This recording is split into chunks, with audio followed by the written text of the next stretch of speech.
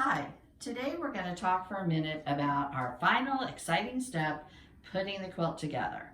And there's a lot of directions provided in the instructions, but I think it'll help to visualize some tips in how do you plan your layout.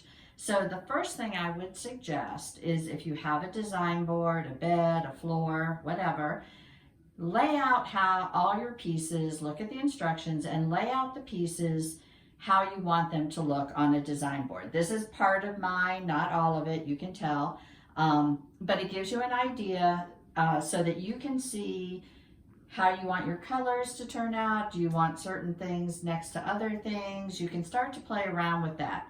I would design that, and then most importantly, take a picture. And that way, if things fall off, you forget, the dog jumps on it, you can put it back in place. So the next thing I'm going to talk about is as you go each step. So let's move over here and look at the center section. Okay, you piece together the center section. That's pretty straightforward, but if depending, and because your colors repeat. Okay, but once you do that, you're going to add the borders. When you add the borders now, I would indicate what's the top. So I put a little piece of paper that says top on the top because you put your two side borders on and then your top and bottom. So now when you put this aside to work on the next step, when you start to put it all together, you know what the top is. Some of that is not very important, and if you're someone who just is going to put it together however, you don't have to worry about it. Most people are not very comfortable with just, oh, I think I'll just put it anywhere, super scrappy. Even I am marking these, and I'm pretty well known for being super scrappy. So what I do is, if you look on the board up in the top left corner, I put some pins and numbers, and I'll tell you kind of how I'm doing it, on things on the board. So when I take them off, I understand what I'm going to do with them. So let me show you what I do with them. And you can use numbered pins, you can use flathead pins that you just write on with a Sharpie, you can use a piece of paper and a regular pin. So let's come down here and look at this area.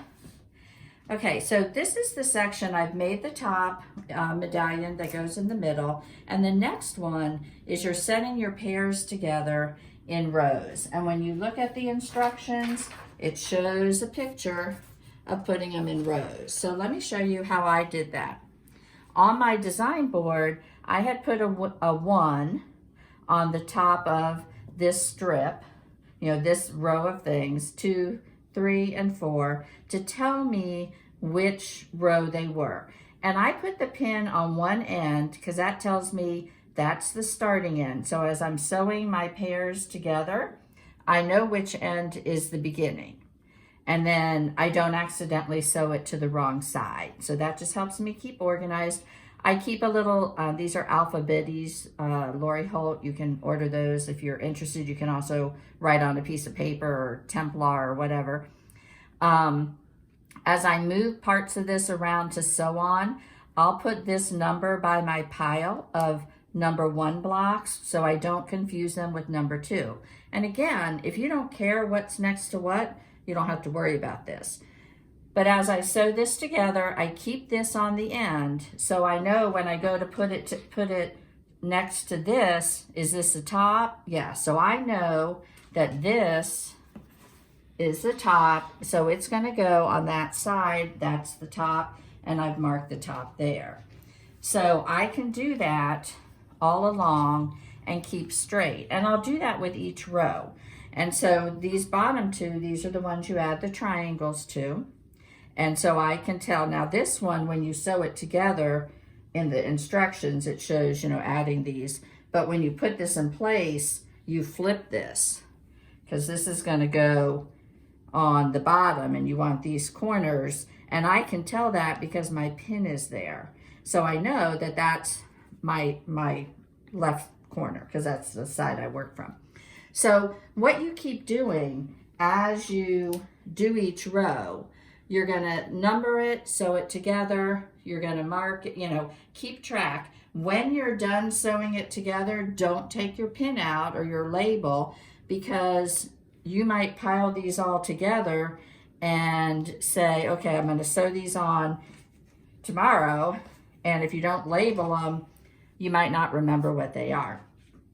So each step I pin before I take it off the board, or I label it before I take it off the board. I keep it well labeled while I'm sewing it. And when I'm done, I keep it labeled so I know how to put the components together. I know what's the top. I know what is here, 1 and 2 are gonna go here.